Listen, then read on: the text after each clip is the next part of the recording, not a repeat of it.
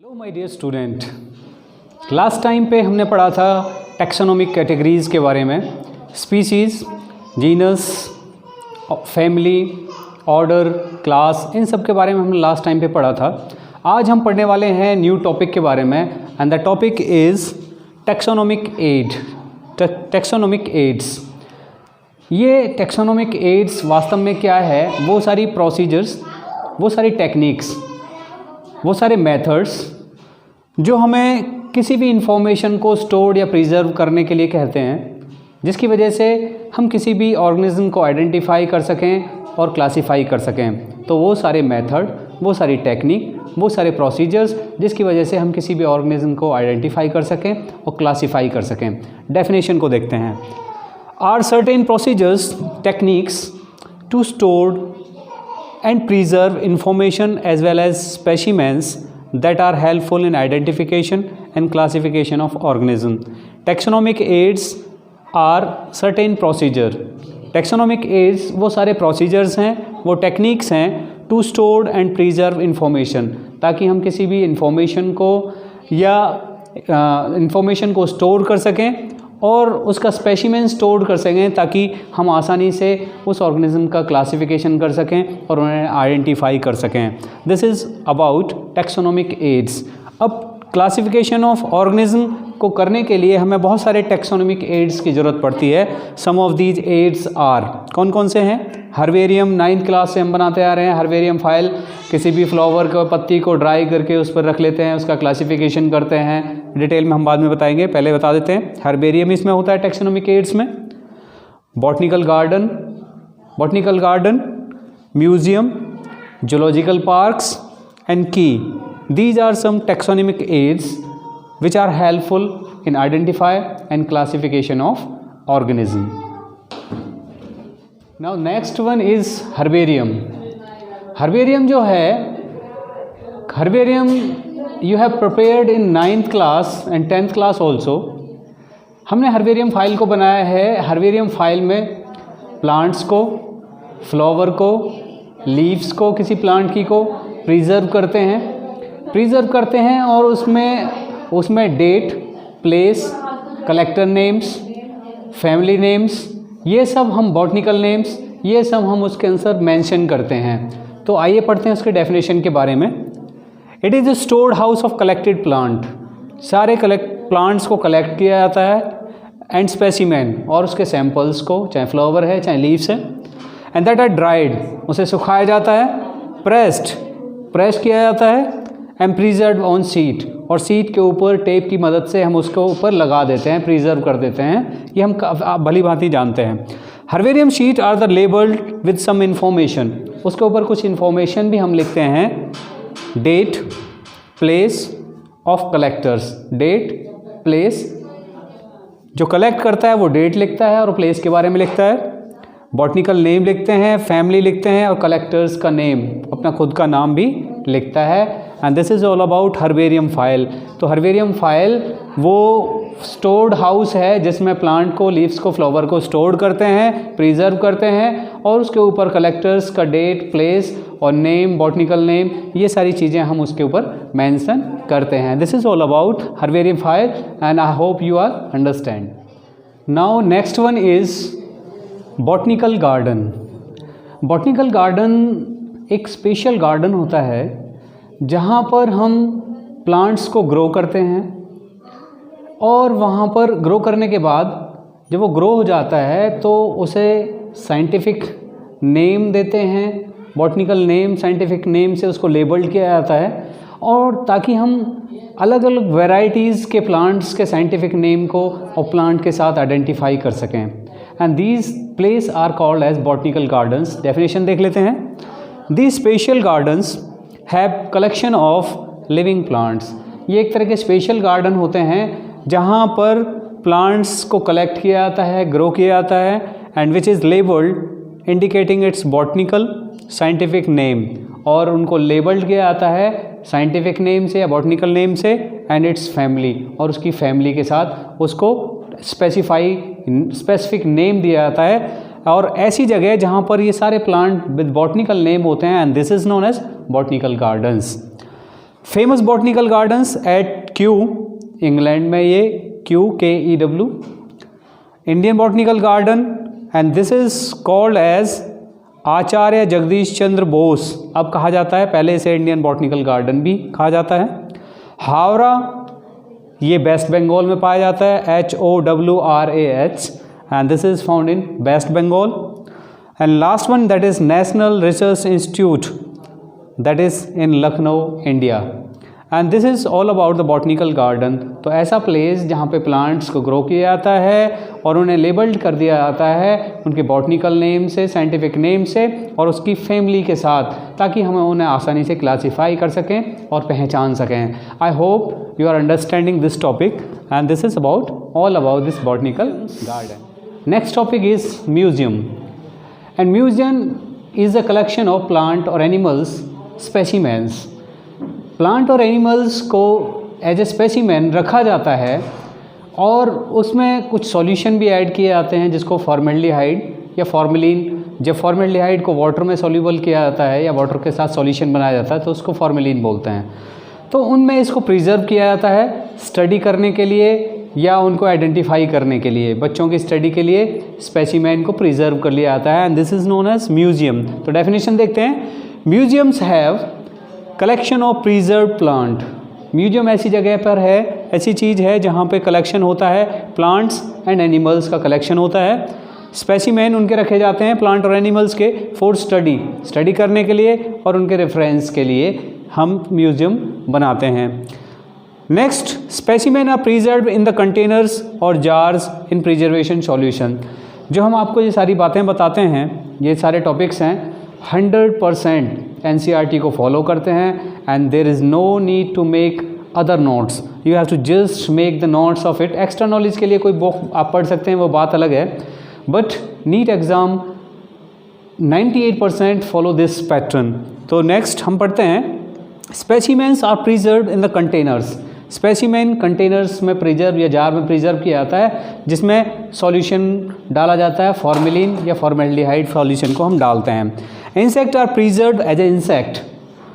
Insect को भी preserve कर दिया जाता है, उनको मारने के बाद एक इंसेक्ट बॉक्स में रख दिया जाता है और पिन लगा दिया जाता है। इस तरह से इंसेक्ट को पिन अप करते हैं या प्रिजर्व करते हैं। Insect are preserve as a insect boxes after killing and pinning. Kill करने के बाद और पिन लगाने के बाद उनको इंसेक्ट बॉक्सेस में रखा जाता है। It is also have the collection of skeletons, और म्यूजियम में किसी भी एनिमल्स के स्केलेटन को भी रखा जाता है। तो this is all about museum. Museum में प्लांट और एनिमल का स्पेसिमेन को रखा जाता है सॉल्यूशन के अंदर, जार के अंदर, और कह रहे हैं कि इंसेक्ट को भी इंसेक्ट बॉक्सेस में पिन अप करके और उनको किल करने के बाद उन बॉक्सेस में रखा जाता है। यहाँ पे स्केलेटन को भी हम स्टोर करते हैं या रखते हैं। This is all about museum. I hope you understanding. Now next one is zoological park. Zoological parks वो जगह जहाँ पे एनिमल्स को कैप्ट किया जाता है, रखा जाता है, similar to their natural habitats. अब जूलॉजिकल पार्क्स क्या होते हैं? जू, चिड़ियाघर आपने सभी ने देखा हुआ है, जहाँ पर हम एनिमल्स को कैप्ट करते हैं, वैसा ही इन्वायरमेंट उनको प्रोवाइड करते हैं जो उनका नेचुरल इन्वायरमेंट होता है या नेचुरल हैबिटेट्स होता है, ताकि हमें पता लग जाए कि उनकी फूड हैबिट्स क्या है, उनका बिहेवियर क्या है। तो this is all about the zoological parks. Definition को हम देख लेते हैं। These are the places where the wild animals are kept. ये वो जगह है जहाँ पर जंगली जानवरों को रखा जाता है इन द प्रोटेक्टिव इन्वायरमेंट, और प्रोटेक्शन में रखा जाता है अंडर ह्यूमन केयर। हम लोगों की ह्यूमन की केयर के अंडर प्रोटेक्टिव इन्वायरमेंट में एनिमल्स को रखा जाता है, which enable us to learn about their food habits, जिसकी वजह से हमें पता लग जाता है कि वो क्या खाते हैं, एंड बिहेवियर, उनके बिहेवियर और उनके क्या बिहेव करते हैं, कैसा बर्ताव करते हैं, उसके बारे में हमें पता लग जाता है। All animals in zoos are kept in condition similar to their natural habitats. सारे एनिमल्स को जू में इस तरह से रखा जाता है ताकि जैसे उनकी सिमिलर कंडीशन हो, जैसे वो जंगल में रहते हैं ऐसे ही बड़े एरिया में, प्रोटेक्टेड एरिया में, ह्यूमन के अंडर केयर में उसको रखा जाता है। वो बिल्कुल सिमिलर ऐसी जगह होती है जैसे जंगल हो। That is why it is called as a zoological park. तो जूलॉजिकल पार्क्स आपने चिड़ियाघर सबने देखे हैं, ऐसी जगह है जहाँ पर एनिमल को कैप्ट करके रखा जाता है, उनकी केयर की जाती है, प्रोटेक्ट किया जाता है और वो इन्वायरमेंट प्रोवाइड किया जाता है जो उनके नेचुरल इन्वायरमेंट के जैसा होता है। आशा करते हैं ये आपको समझ आया होगा। हम पढ़ने वाले हैं अनदर टैक्सोनॉमिक एड्स के बारे में। अब तक जो हमने पढ़ा हर्बेरियम, म्यूज़ियम, जूलॉजिकल पार्क्स, ये सब थ्योरेटिकल वेज था, इसको आप आसानी से समझ सकते हैं। लेकिन this key is another taxonomical aid is quite difficult कह सकते हैं, या कह सकते हैं कि ये इसे समझने में थोड़ी दिक्कत होती है। इसे समझने के लिए बहुत ही कंसंट्रेशन की ज़रूरत है। तो पढ़ते हैं ये टैक्सोनॉमिकल, ये भी एक दूसरा टैक्सोनॉमिकल एड है जिसमें जो करैक्टर्स लिए जाते हैं वो कंट्रास्टिंग करैक्टर्स के सिमिलरिटीज़ के आधार पर और डिससिमिलरिटीज़ के आधार पर उसको लिया जाता है। जैसे सपोज़ हमने प्लांट के दो करैक्टर्स लिए। प्लांट के करैक्टर्स दो प्लांट है, एक छोटा प्लांट है, एक बड़ा प्लांट है। तो अगर हाइट का करैक्टर लिया ड्वार्फ और टॉल प्लांट्स को लिया, तो जो टॉल और ड्वार्फ जो है वो उनका कंट्रास्टिंग करैक्टर्स है। उस कंट्रास्टिंग करैक्टर्स को हम कपलेट बोलते हैं। समझने की कोशिश करते हैं डेफिनेशन के माध्यम से कि it is another taxonomical aids use for identification of plants. यह एक दूसरा टैक्सोनॉमिकल एड है जो प्लांट और एनिमल को आइडेंटिफाई करने के लिए काम आता है, जो सिमिलरिटीज़ और डिससिमिलरिटीज़ के आधार पर, समानता के आधार पर और असमानता के आधार पर हम उनको आइडेंटिफाई कर सकते हैं। यूकेलिप्टस का प्लांट बहुत बड़ा होता है, रोज़ का प्लांट उसके कंपैरिजन में छोटा होता है, तो हम उसकी सिमिलरिटीज़ और डिससिमिलरिटीज़ के आधार पर उसको अलग आइडेंटिफाई कर सकते हैं। And this is based on the contrasting characters and this is known as key. अब कह रहा है the key is based on contrasting characters generally in pairs. जो कंट्रास्टिंग कैरेक्टर्स होते हैं टॉल और ड्वार्फ, वो एक पेयर्स में होते हैं। टॉल हो गया, टॉल के सामने ड्वार्फ हो गया। इसको हम बाद में एग्जाम्पल की मदद से समझेंगे, वैसे ही समझ लेते हैं पहले। टॉल और ड्वार्फ एक पेयर है and this pair is known as couplet, COUPLET। समझ में आया? दोबारा से, यह एक टैक्सोनॉमिकल एड है जो आइडेंटिफाई करता है, प्लांट और एनिमल को आइडेंटिफाई करने के काम आता है। ये बेस्ड होता है सिमिलरिटीज़ और डिससिमिलरिटीज़ के आधार पर हम इसका को आइडेंटिफाई करते हैं, किसी भी प्लांट को या किसी भी एनिमल्स को आइडेंटिफाई कर लेते हैं। कैट है, एलिफेंट है, वो बिग साइज़ में है, वो स्मॉल साइज़ में है, तो हम उसकी सिमिलरिटीज़ और डिससिमिलरिटीज़ के आधार पर उनको अलग अलग पहचान लेते हैं। द की सेकंड, ये वाला तो कर लिया था हमने। The key is based on contrasting character, जो अलग अलग कैरेक्टर्स हैं, लंबा और छोटा, टॉल और ड्वार्फ, ये एक कपलेट है, एक पेयर में प्रेजेंट है। Each statement in key is called Leeds. अब कह रहा है टॉल और ड्वार्फ अगर पेयर में रखते हैं, कपलेट्स का मतलब होता है कपल से कपलेट बना है। अब उनको अगर हम अलग करते हैं, टॉल और ड्वार्फ, टॉल अपने आप में एक स्टेटमेंट है, ड्वार्फ अपने आप में एक स्टेटमेंट है, तो स्टेटमेंट क्या हो गया? Each statement in key is called lead. Separate taxonomic keys are required for each taxonomic categories. कह रहा है हर किसी के लिए, हर अलग कैटेगरी के लिए, टैक्सोनॉमिक कैटेगरीज़ के लिए, चाहे वो फैमिली है, जीनस है, वो स्पीसीज़ है या ऑर्डर है, क्लास है, इन सब के लिए हमें अलग एक टैक्सोनॉमिक की चाहिए। मतलब अलग अलग पेयर में हम उसको एग्जांपल की मदद से समझेंगे। The separate taxonomic keys are required for each taxonomic categories. हर टैक्सोनॉमिक कैटेगरीज, चाहे वो फैमिली है, चाहे वो जीनस है, चाहे वो स्पीसीज़ है, उन सब के लिए एक अलग से हमें टैक्सोनॉमिक वो की चाहिए, सेपरेट की चाहिए उसको आइडेंटिफाई करने के लिए। उसको हम एग्जाम्पल की मदद से आसानी से समझेंगे।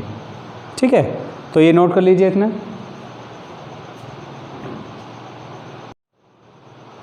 अब हम समझते हैं कि कैसे कंट्रास्टिंग कैरेक्टर्स को, दो पेयर्स को हम कपलेट बोलते हैं, कैसे लीड और स्टेटमेंट क्या होता है, ये हम समझने की कोशिश करते हैं। हमने एक तरफ ले लिए कैरेक्टर्स, हाइट ले लिया, गाइनेशियम ले लिया, androecium, calyx, corolla, these are characters. और suppose these are two plants A and plant B. हमने एक तरफ उसकी टॉलनेस को ले लिया, टॉल प्लांट, दूसरा ड्वार्फ प्लांट। एक में गाइनेशियम ले लिया, गाइनेशियम का कैरेक्टर्स एक में प्रेजेंट है, गायनीशियम दूसरे में एब्सेंट है। यहाँ पे एंड्रोशियम एब्सेंट है, प्रेजेंट है। यहाँ कैलिक्स 5 हैं, यहाँ 4 हैं, यहाँ करोला 4 है, यहाँ 5 हैं। These are contrasting characters. अब हमें ये समझना है कि जैसे उसने बोला था कि हर एक पेयर जो कॉन्ट्रास्टिंग करेक्टर्स जो रिप्रेजेंट कर रहा है वो कपलेट है। तो कपलेट क्या है यहाँ पे, एक टॉल और ये ड्वार्फ, ये दोनों पेयर में हैं, ये कॉन्ट्रास्टिंग करेक्टर हैं, टॉल और ड्वार्फ अपोजिट हैं दोनों के, ये पेयर में प्रेजेंट हैं। This is known as couplet, COUPLET। और यहाँ पर टॉल ड्वार्फ ये एक अलग अलग एक स्टेटमेंट है, and this statement is known as lead. यहाँ पर प्रेजेंट और एब्सेंट ये एक कपलेट है, यहाँ पे प्रेजेंट और एब्सेंट ये एक लीड है। अलग अलग प्रेजेंट को अगर लेंगे लीड है, एब्सेंट भी एक लीड है, अगर इनको पेयर में ले लेंगे and this is known as couplet. तो हम ये समझे कि कपलेट क्या है और लीड क्या है। इस तरह से की क्या है, एक टेक्सोनोमिक एड है जो उसकी सिमिलरिटीज़ और डिससिमिलरिटीज़ के आधार पर ये प्लांट और एनिमल्स को हम कैसे आइडेंटिफाई कर सकते हैं, ये हमें ये की बताती है। दूसरा, ये ज़रूरी नहीं है कि सारे करेक्टर्स जो हैं वो कॉन्ट्रास्टिंग होंगे। जो कंट्रास्टिंग होंगे उनको हम कपलेट बोल देंगे। कुछ करेक्टर ऐसे भी होते हैं जो सिमिलर होते हैं, ठीक है। तो ये डेफिनेशन ये बताती है कि वो टेक्सोनोमिकल एड है जो सिमिलरिटी और डिससिमिलरिटीज़ के आधार पर बेस्ड है, जिसकी वजह से हम प्लांट और एनिमल को आइडेंटिफाई कर सकते हैं। अब हम ये समझेंगे कि डिफरेंट टेक्सोनोमिक कैटेगरीज़ को लेंगे, जैसे स्पीसीज़ है, जीनस है, फैमिली है, उनको लेके फिर उनके साथ 2 प्लांट्स के एग्जांपल लेंगे, फिर हम बहुत अच्छी तरह से समझने की कोशिश करेंगे और ये टॉपिक बहुत अच्छी तरह से क्लियर करेंगे। अब ये आप नोट कर लीजिए, फिर हम करते हैं उसको। अब हम की को बहुत अच्छे से समझने की कोशिश करते हैं इस टेक्सोनोमिक हायरार्की के आधार पर कि इसे स्पीसीज़, जीनस, फैमिली, ऑर्डर, इनको हम असेंडिंग ऑर्डर में लगा लेते हैं। और यहाँ पर हमने 2 प्लांट्स को लिया है, एक मैंगो को लिया है और एक वीट को लिया है। बहुत अच्छी तरह से समझने की ज़रूरत है और बहुत आसान है, कोई कठिन नहीं है। मैंगो को लिया है, मैंगो का botanical name that is Magnifera indica, Magnifera indica, MAGNIFERA, Magnifera, INDICA indica. And wheat का botanical name that is Triticum, TRITICUM, Triticum aestivum, AESTIVUM, aestivum. अब यहाँ पर हम उसको उसी हिसाब से एडजस्ट करेंगे। यहाँ पर हमने देखा इंडिका और aestivum, Mangifera indica, indica represent species और यहाँ पर aestivum represent species. And Mangifera और ये इंडिका किस हायर कैटेगरी से बिलोंग करता है, that is known as Mangifera, and aestivum belongs to the higher category that is known as Triticum. अब हमें यहाँ समझने की, और मैग्नीफेरा जो है और हायर कैटेगरी से बिलोंग करता है, फैमिली से बिलोंग करता है, that name of the family is Poaceae. And Triticum belongs to the higher category, the family that is Anacardiaceae, ANACARDACEAE, and is POACEAE. अब it is belonging to the higher category, that is order, and that is known as Poales, POALES. ये Mangifera की बात चल रही है। यहाँ पर हम देखेंगे ये दूसरे एक ऑर्डर से बिलोंग करता है, that is known as Sapnidales, SAPNIDALES, Sapnidales. and it is belonging, this Magnifera indica is belonging to the higher category, that is class, and it is monocotyledons and this is dicotyledons. यहाँ तक हमने देखा कि ये सारे contrasting characters हैं, यहाँ पे इंडिका है, यहाँ एस्टिवम है। तो हम यहाँ समझने की कोशिश करते हैं, indica and aestivum, these two are contrasting characters and these are known as couplet. यहाँ पर समझेंगे कि जितने भी ये कॉन्ट्रास्टिंग करेक्टर, इंडिका अलग है, एस्टिवम अलग है, तो ये कपलेट को रिप्रेजेंट कर रहा है, ठीक है। मैग्नीफेरा और ट्रिटिकम ये भी पेयर में प्रेजेंट हैं, कॉन्ट्रास्टिंग करेक्टर हैं, अपोजिट करेक्टर्स हैं। ये भी एक किसको रिप्रेजेंट कर रहा है, this is also represent couplet, ये भी कपलेट को रिप्रेजेंट कर रहा है। अब हमें ये समझना है यहाँ पे अगर हम अलग अलग लें, यहाँ मैग्नीफेरा अगर यहाँ ट्रिटिकम को लें खाली अलग अलग, and this is represent lead, तो हमने डेफिनेशन के अकॉर्डिंग ये जाना, ईच स्टेटमेंट, एक स्टेटमेंट ये है, एक स्टेटमेंट ये है, तो each statement is known as lead. And अगर वो पेयर में प्रेजेंट हैं तो कपलेट, अगर अलग अलग प्रेजेंट है तो लीड। बहुत आसानी से समझा। तो पोएसी और एनाकार्डेसी, these are also present in contrasting characters and present in couples pair, and that is it is also couplet. Or poels and sapnidales, this is present a contrasting, represent contrasting character, and this is also a couplet. और poels और sapnidales अलग अलग अगर हम लेते हैं तो ये लीड को रिप्रेजेंट कर रहा है। यहाँ पर क्लास कौन सी होगी, मोनोकोटिलिडेंस, और यहाँ पे हो गया डाइकोटिलिडेंस। ये भी एक कपलेट को रिप्रेजेंट कर रहा है। यहाँ तक हमने देखा, यहाँ से और यहाँ तक ये कॉन्ट्रास्टिंग करेक्टर्स हैं, अपोजिट करेक्टर्स हैं जो एक कपलेट को रिप्रेजेंट कर रहे हैं। और यहाँ पर ये अगर अलग अलग लेते हैं तो एक लीड को रिप्रेजेंट कर रहे हैं। यहाँ तक हमने समझा। आई होप यहाँ तक समझ में आया होगा। अब यहाँ से अगर ऊपर की तरफ बढ़ते हैं डिवीज़न की तरफ, प्लांट के लिए हम डिवीज़न लेते हैं और एनिमल्स के लिए हम फाइलम लेते हैं। तो यहाँ पर दोनों सेम हैं, ये दोनों मैग्नीफेरा इंडिका यानी मैंगो और वीट दोनों ही डिवीज़न, जिससे डिवीज़न से बिलोंग करते हैं, that is angiosperm. Angiosperm means the flowering plant. ये दोनों ही फ्लावरिंग प्लांट हैं। तो यहाँ पर हमने देखा कि यहाँ तो कॉन्ट्रास्टिंग कैरेक्टर्स आ रहे थे और यहाँ पे दोनों सिमिलर हैं, डिवीज़न में जाके ये सिमिलर हो जाते हैं। और यहाँ पर किंगडम भी दोनों का सिमिलर है।